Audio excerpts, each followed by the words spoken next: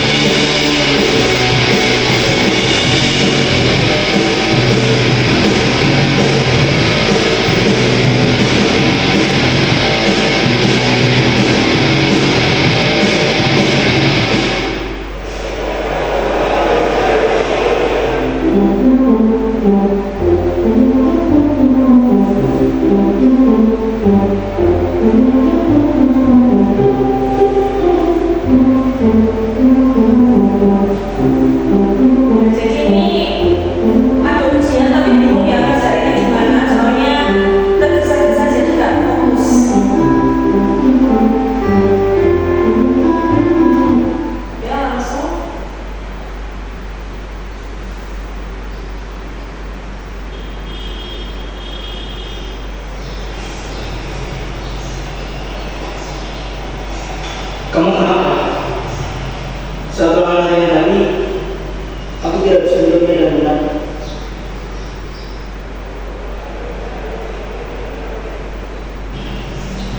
Memangnya semalam kamu belajar? Ya, belajar. Yakin. Coba kamu menjawab. Semalam aku whatsappan, terus main game dan nonton. Tapi kemarin aku belajar sampai selesai. Oh, tapi sampai jam berapa? Sampai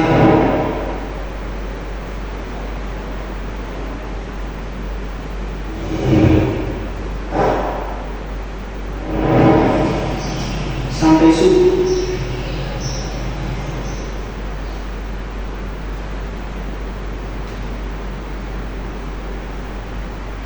Oke, jadi setelah kita lihat video cuplikan tadi, kita bisa sedikit refleksi ya.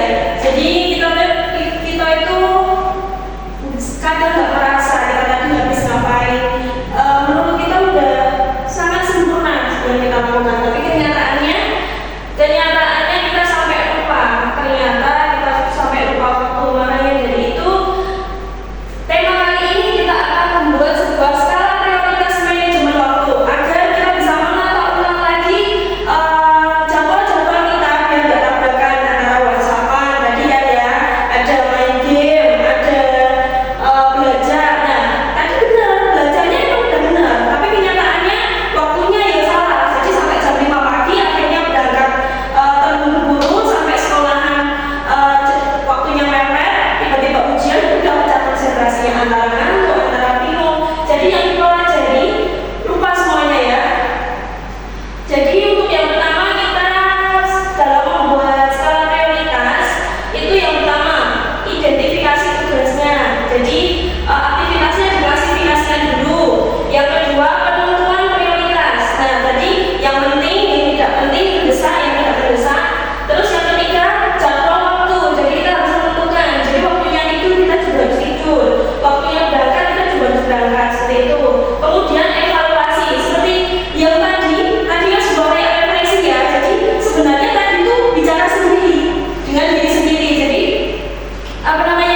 kita refleksi, oh ternyata ada yang salah dari diri kita. Kita perlunya evaluasi di situ. Oke lanjut. Nah ini contoh